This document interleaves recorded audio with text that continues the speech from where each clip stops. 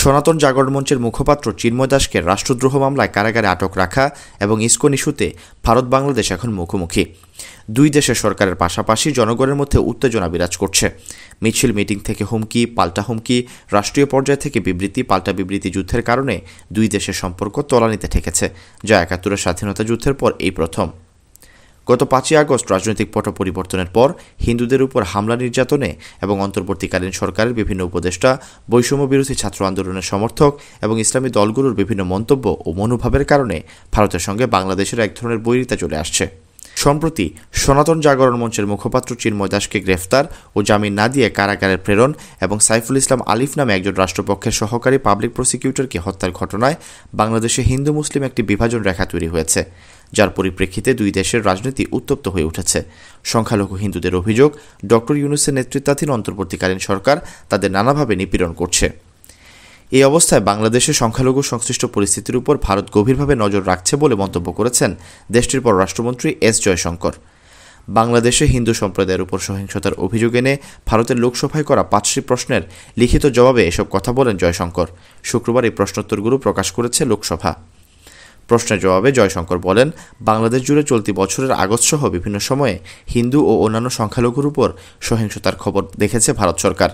তাদের বাড়ি ও ব্যবসা প্রতিষ্ঠানে সহিংসতা চালানো হয়েছে বলে জানা গেছে। সংখ্যালঘুদের মন্দির ও ধর্মীয় স্থানগুলোতেও হামলার খবর পাওয়া গেছে। ঘটনাগুলো গুরুত্বের সঙ্গে নিয়েছে ভারত। এ নিয়ে বাংলাদেশ সরকারের কাছে উদ্বেগ জানানো হয়েছে। শুক্রবার আইন উপদেষ্টা অধ্যাপক আসিফ নজরুল সামাজিক যোগাযোগ মাধ্যম ফেসবুকে এক পোস্টে বলেছেন, ভারতের নিজের মাটিতে সংখ্যালঘু মুসলিম সম্প্রদায়ের মানুষের উপর অসংখ্য নির্যাতনের ঘটনা ঘটে চলেছে, অথচ সেটা নিয়ে তাদের সংকোচ বা অনুশোচনা নেই। ভারতের এই দ্বিচারিতা নিন্দনীয় ও আপত্তিকর।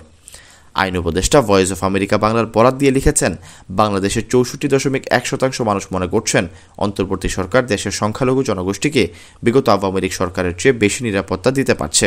আমরা নিজেরাও দেখেছি ছাত্র সংগঠন, মাদ্রাসা, রাজনৈতিক দলসহ বাংলাদেশের মানুষ সাম্প্রতিক দুর্গাপূজার সময় কিভাবে সংখ্যালঘুদের নিরাপত্তার জন্য কাজ করেছে।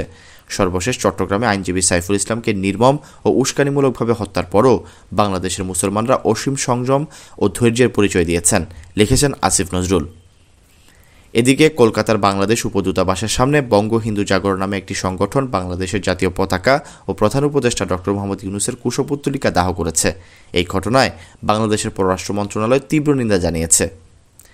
বাংলাদেশ ও ভারতের কূটনৈতিক সম্পর্কের উষ্ণতার পারদ যখন ঊর্ধ্বমুখী, তখন আগুনে ঘি ঢেলে দিয়েছেন হেফাজতে ইসলামের যুগ্ম মহাসচিব ও ঢাকা মহানগরের সাধারণ সম্পাদক মামুনুল হক।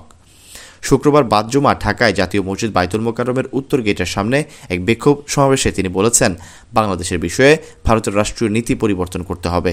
আমরা স্পষ্ট ভাষায় বলতে চাই, বিগত ১৫ বছর আমরা দেখেছি বাংলাদেশের অভ্যন্তরীণ প্রতিটি বিষয়ে কিভাবে শুধু অসৌজন্যমূলক নয়, বরং কূটনৈতিক শিষ্টাচার বর্জিত বাংলাদেশের অভ্যন্তরীণ ইস্যুতে চরম নগ্ন হস্তক্ষেপ করে বাংলাদেশের জনগণকে আহত, ক্ষতবিক্ষত করে তুলেছে ভারত। আমরা ভারত রাষ্ট্রের বাংলাদেশ নীতির তীব্র সমালোচনা করছি। ভারতকে আমরা স্পষ্ট বার্তা দিতে চাই, বাংলাদেশ নীতি পরিবর্তন করো, তোমরা বাংলাদেশ নীতি পরিবর্তন করো, অন্যথায় বাংলার ২০ কোটি মানুষ তোমাদের বিরুদ্ধে রাজপথে নামবে। বাংলাদেশ থেকে ভারতের কূটনৈতিক সম্পর্ক ছিন্ন করার জন্য দেশের মানুষ বাধ্য হবে। ভারত যদি এখনও বাংলাদেশের মানুষের পালস বুঝতে ব্যর্থ হয়, বাংলাদেশের মানুষের বিপ্লবকে, ক্ষমতাকে নেগলেক্ট করার চেষ্টা করে, অসম্মান করার চেষ্টা করে, তাহলে ভারত খান খান হয়ে যাবে। প্রতিবেশী কোনো দেশের সঙ্গে ভারত সুসম্পর্ক রক্ষা করতে পারেনি উল্লেখ করে হেফাজতের এই নেতা বলেন, বিভিন্ন রাষ্ট্রের অভ্যন্তরীণ বিষয়ে হস্তক্ষেপ করে ভারত সার্ক থেকে একঘরে হয়ে গেছে। তাদের পাশে কোনো দেশ নেই।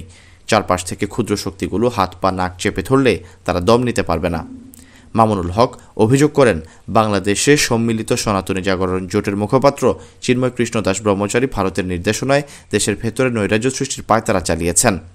ইসকনকে সন্ত্রাসী জঙ্গি সংগঠন উল্লেখ করে নিষিদ্ধের দাবি জানিয়ে তিনি বলেন, যদি এই দাবি আদায়ে সরকার অথবা বিচার বিভাগ গড়িমসি করে, তাহলে হেফাজতে ইসলাম বৃহত্তর কর্মসূচি দিতে বাধ্য হবে।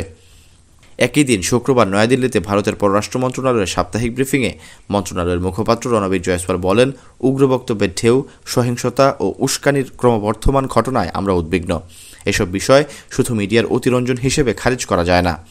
জয়সওয়াল বলেন, হিন্দু ও অন্যান্য সংখ্যালঘু যেসব হুমকি পাচ্ছেন এবং তাদের নিশানা করে সংঘটিত হামলার বিষয়গুলো ভারত ধারাবাহিকভাবে ও শক্ত করে বাংলাদেশ সরকারের কাছে তুলে ধরছে।